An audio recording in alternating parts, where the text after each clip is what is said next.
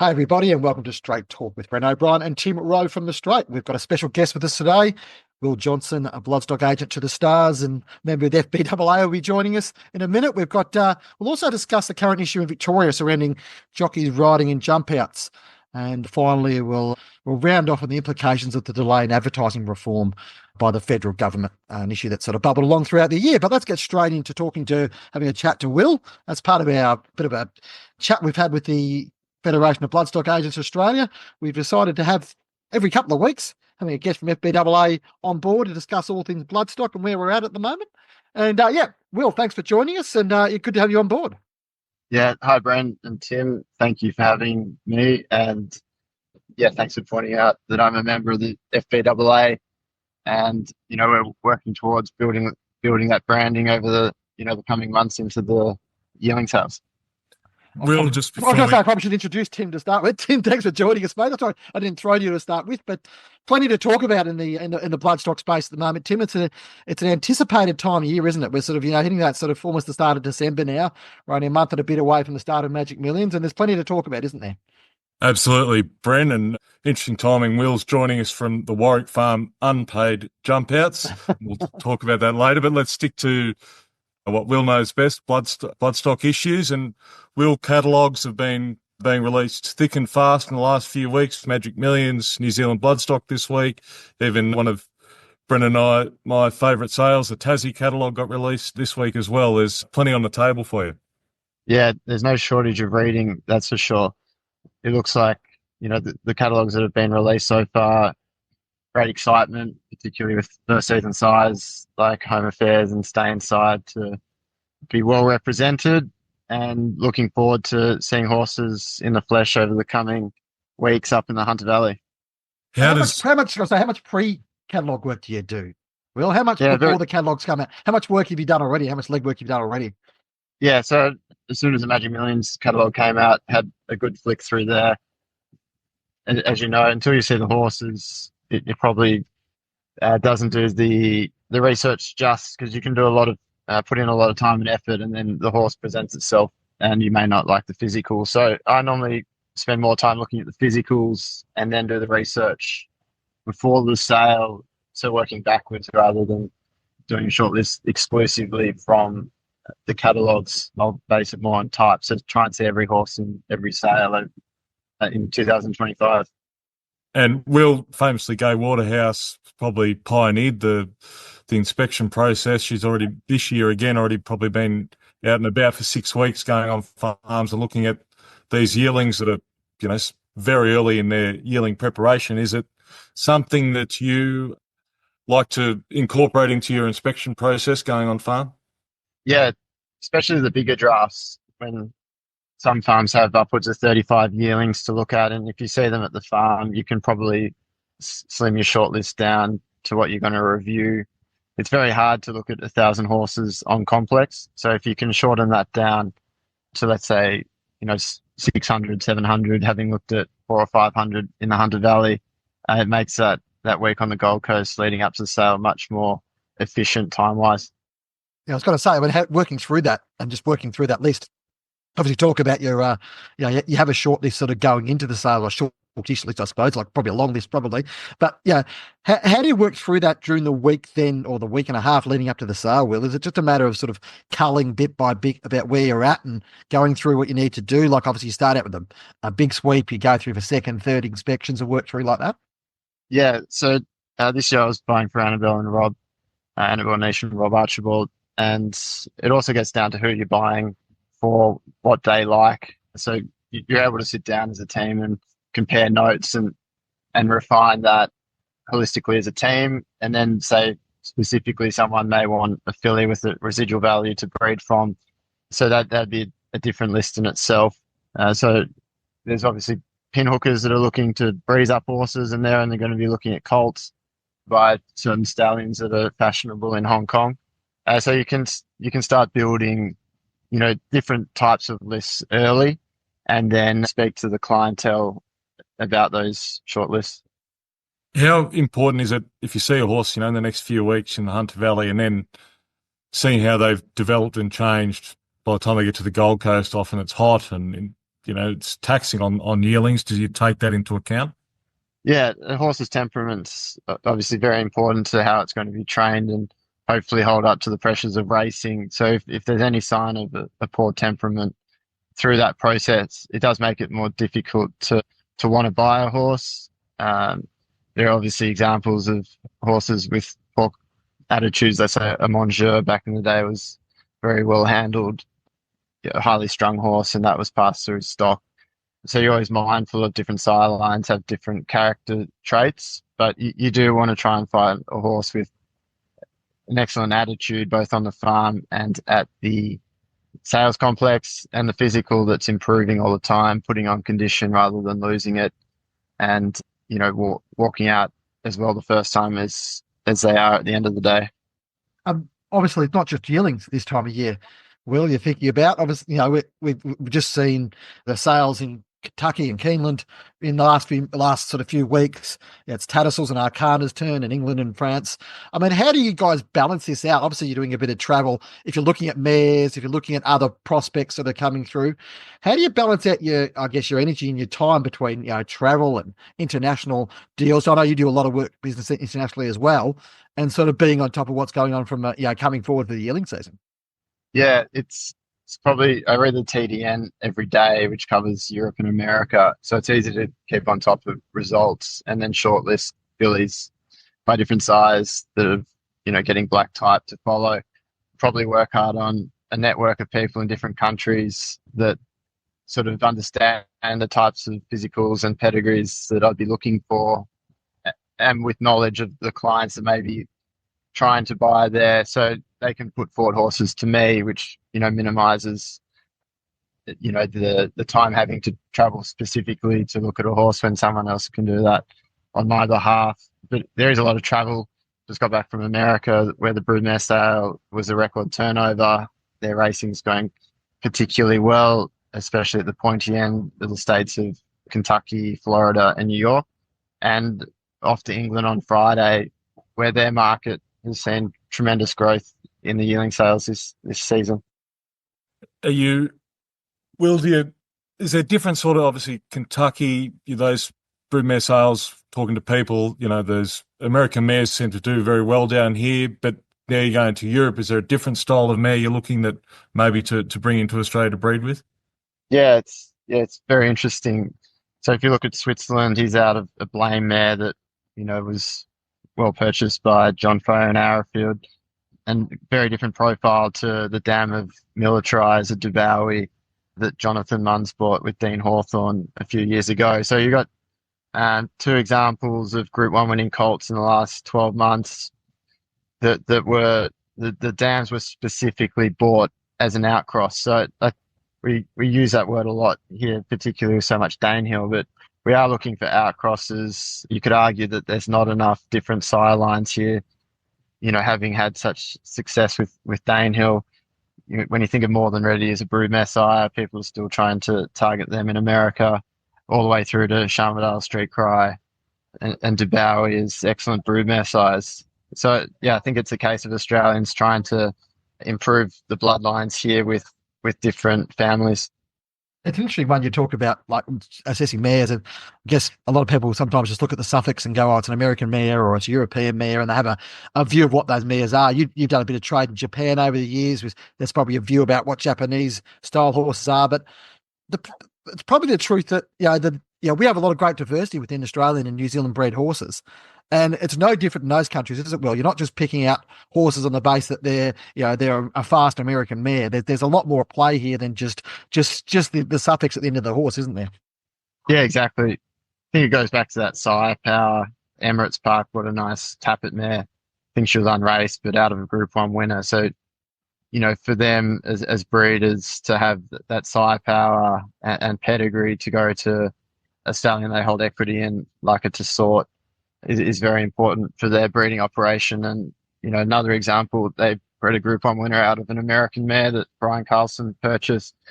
So I'm sure if you go through the statistics over the last couple of years, you would be surprised to see how many are from America or Europe, with varying degrees of success on the track. Well, thanks, Will, for joining us. Terrific to get some insight into what's going on in the world of Bloodstock at the moment. Obviously, a very busy time. Best of luck over the coming weeks and months. Obviously, a bit of travel on the board, and you'll be up at the Gold Coast and then going through the sales. We've obviously got Karaka coming up in New Zealand. We've got classic sales out as well. The catalogue's out as well, and it's quite a carnival. Some might call it a circus, but certainly a carnival. The yearling sales season. You start out in January and suddenly at Easter, and you're sort of shaking your head. It's quite rapid fire, isn't it? So you sort of got to be up and energetic and ready to go. It's not a place for the faint-hearted, is it? Is it, Will? No, well, having worked at Hubieterberg for a couple of years, we called it the Rose Roadshow. So as long as you got a glass of rose at the end of the day of looking at horses, then everything's sweet in the world. But thank you very much for having me on this morning, and look forward to catching up for a rosé on the Gold Coast. Excellent. Thanks very much for your time, Will. Cheers. Thanks Will. guys. Tim, an issue that's cropped up this week is the senior jockeys in Victoria refusing to ride jump outs on the basis of the fact that they're unpaid. Talk us through the background here, Tim. I mean, this is an issue that it's cropped up. Obviously, they've probably waited till after the Spring Carnival to sort of bring it to the fore, the Victorian Jockeys Association. But on face value, they would seem to have a reasonable case as to why, arguing why they should be paid for effectively going out and riding on those unofficial jump outs. That's right, Bren. It's not a new issue. They raised it, since Matt Hyland's been chief executive of the VJA about 8 years ago. They've been on this issue of getting Matt and the board arguing that their members, the jockeys, should be paid for riding in jump outs at this stage. So unofficial barrier trials, as I guess we'd know them as, and they raised it again in September, but they didn't want it to become a Spring Carnival issue like it is this week. But they didn't get anywhere. They've been talking to RV quietly and the Australian Trainers Association, TROA, the Racehorse Owners Association. But they reached a point this week on Tuesday night where they went public, said, we've told our members, and they've, according to the VJA, that they will refuse to ride at the jump out starting on Monday. Cranbourne, where the main training centres, Ballarat, Cranbourne, Pakenham, Flemington as well. So if it goes ahead, it's sure it'll cause a lot of inconvenience to the trainers trying to get their horses ready. I guess on face value, you'd say perhaps they should be paid. They're working. Why aren't they getting paid? We're all working and getting paid. But it's on the other side of the coin, the argument is that it's a cost of doing business. Jockeys, self-employed, and so part of their marketing is riding track work and and particularly the jump outs, trying to get on good horses, trying to get race rides. Yeah, it's an interesting one, isn't it? Like, it's 2024. We passed the point where people are doing stuff for free. We've seen in other industries the fact that, the concept of free work or whatever else. I guess the other aspect is, he said there's a cost to the industry of this, estimated in realms of about $5 million, that if they were to turn all the jump outs into barrier trials, and we'll get onto that nuanced difference in a minute, that's what the cost would be from a Racing Victoria point of view. But I guess the challenge is, part of the argument seems to have been that the jockeys are still effectively compensated for this through their riding fees, Tim. Is I understanding that right? That an increase in riding fees in the past sort of 4 or 5 years was supposed to compensate for the fact that effectively they're going out and doing work and getting, doing these jump outs free per ride in terms of the jump out rides, but on their riding fees elsewhere, they were getting compensated. Well, that's the argument made on the counter side. I think the riding fee's gone from about $211 to $265.50, which is the same as what New South Wales jockeys also get per race ride. So, and then riding in barrier trials in Victoria, which there's this racing season, there's going to be about 48 trial meetings. I guess they get $110 a ride plus superannuation. So, yeah, but then, there's 17,000 at those venues we mentioned, or statewide, there's about 25,000 horses that jump out a year, I guess, provided, and 80% of that is ridden in free labour, I guess, where the other 20% of jockeys are either apprentices, so they're paid a weekly wage, so that's part of their duties, and then there's jockeys that also have private agreements with trainers or owners or whatever, and they're compensated through other means.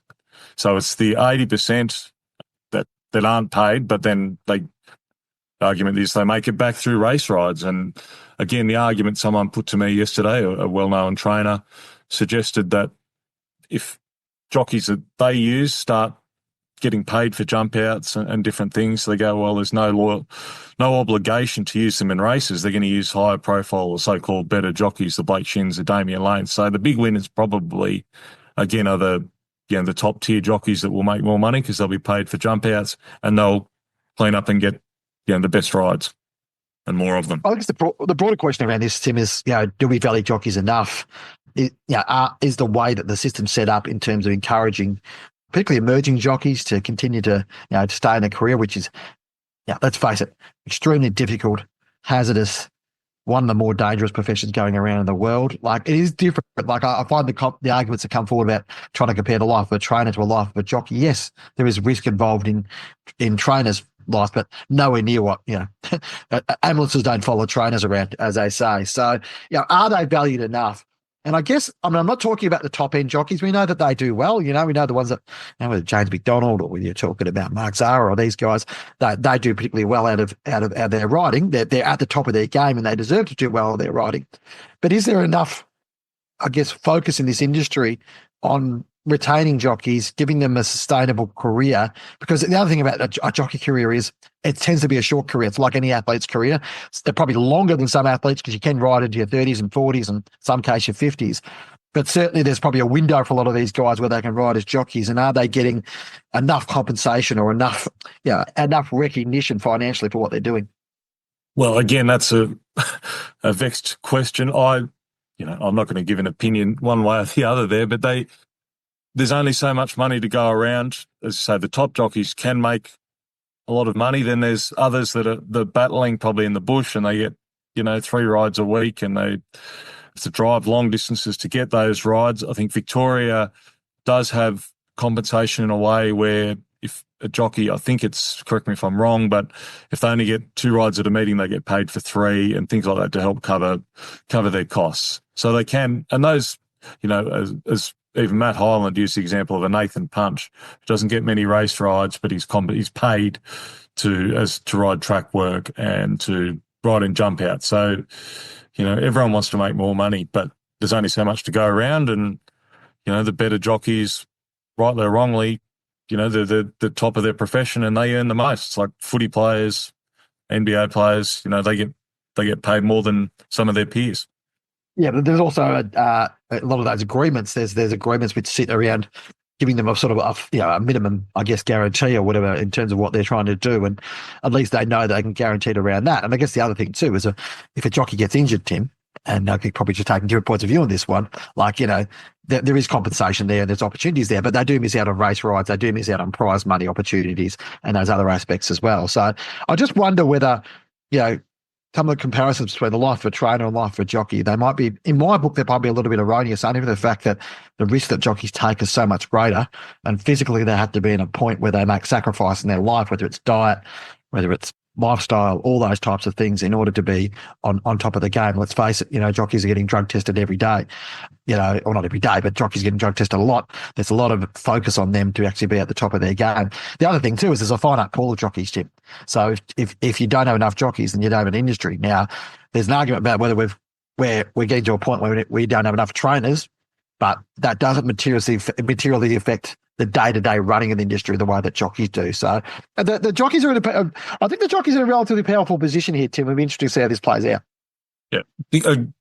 The risks the trainers take are different, obviously not physical risks generally, but they're, financial risks. Do the owners pay? They go and buy horses on spec, often carrying $1 million plus in debt and trying to sell those horses down. And as we've discussed and written about, it's been increasingly more difficult over the last 18 months to sell down horses with the changing economy. So, yeah, it's just different risks. And the top can make a lot of money. And I guess it's for a jockey or a lower tier jockey, what's the alternative? What's their other career prospects outside racing, what they can earn? And we do see some that come back because they can, yes, they mightn't be making $500,000 and $1 million like some of the top tier ones, but they can still make comparatively reasonable money. They have to get up at 3 a.m. to do that, but that's their choice. We'll move on now to the wagering landscape, Tim. An interesting point. Like, we've been waiting now for 18 months about this wagering reform, I suppose, advertising reform to land from the federal government. They've now kicked it into next year, so it's an interesting time in the broader wagering industry. And obviously, isn't there, Tim? There's a significant effect about what goes on in the wagering landscape and wagering regulation into how that affects the funding of racing. Absolutely, especially the uncertainty, Brennan, being kicked into an election year. It could become an election hot potato, I guess. Particularly, I'll seek your views on this, but where if it is a hung parliament or minority government, the crossbench might have a lot more say in policies, and gambling could be one of those. Yeah, the danger is this becomes much more highly politicized than what it has. The Albanese government's had this on their desk for 18 months since the you win some, you lose more report was delivered with the 31 recommendations. Obviously, two of those recommendations are the key part, one around the comprehensive ban of gambling advertising, and one around the banning of inducements. They're the two aspects that have a significant effect on wagering companies, and also significant effect because of the way that the funding works through to racing. Now, there's talk about a carve-out for racing, Tim, amongst all of this, and that racing with a carve-out. That's fine. But if there's a significant effect to the bottom line of wagering companies, it will affect the way that aspects are passed on to the racing industry. It also affects point of consumption tax turnover, which places particularly Victoria and Queensland are heavily reliant on now in terms of future race funding. So all this stuff will have a knock-on effect moving forward. Politically, as you mentioned and as you alluded to, the challenge is as it gets chucked into the sphere of an election campaign. The election's got to be held by May. It's probably highly likely to be held sort of April, May next year. With that in mind, unlikely we'll probably have 2 to 3 weeks of Parliament that they'll get anything through in enough time, because this is a highly contentious issue. There are votes to be had in objecting to gambling advertising. There's polls, no matter who you ask, a lot of Australians, some say a majority, support lesser gambling advertising. I think a lot of people in the industry understand that the saturation level of gambling advertising has got to a point where people have had enough and it needs to wheel back. The current proposed reforms, which haven't yet been put to Parliament, are around about a scaling back to 2 per hour in certain times for TV, and a comprehensive ban on social media and digital, which specifically that second part, social media and digital, will have a significant impact on wagering companies' ability to promote themselves. So the key is here that obviously we've got the crossbench, the Greens, the crossbench with the Teal parties.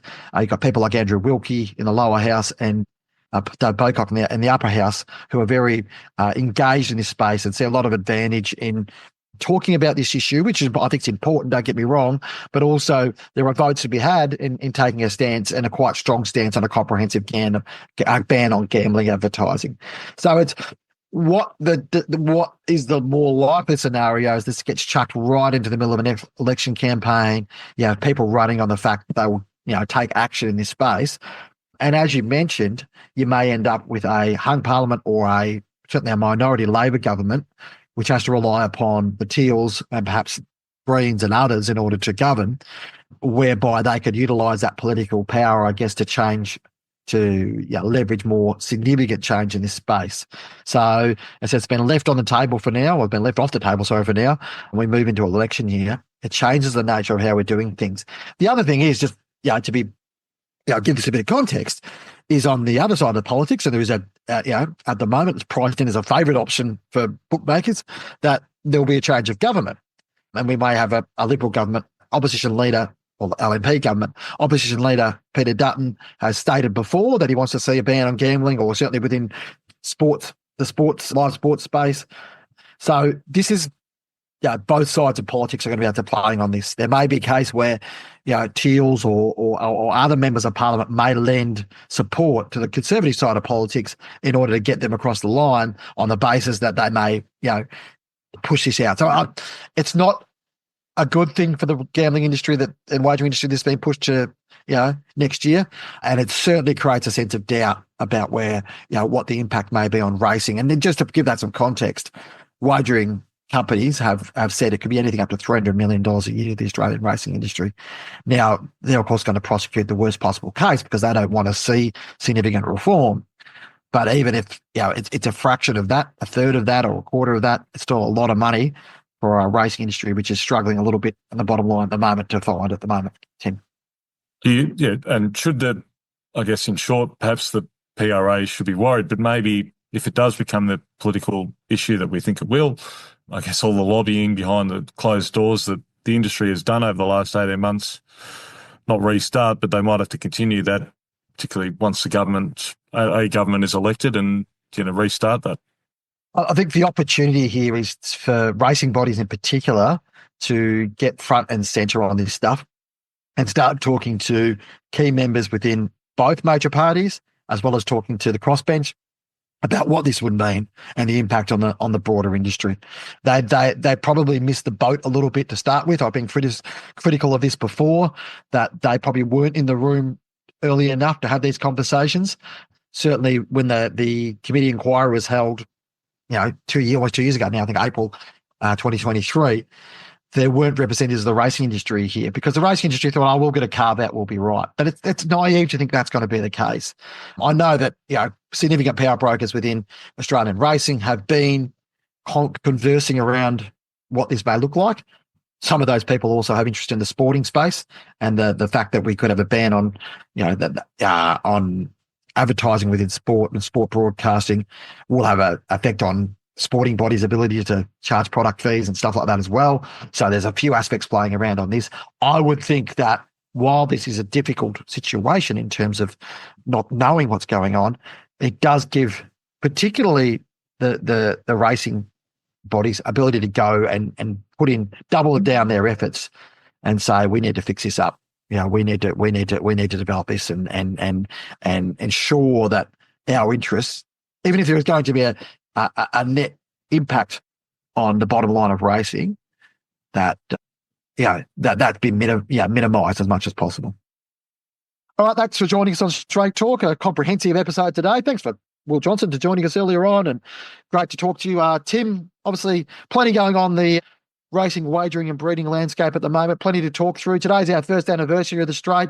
You haven't been there quite through the entirety of the journey, but it's been a great journey to this point, and plenty more to write about, isn't there?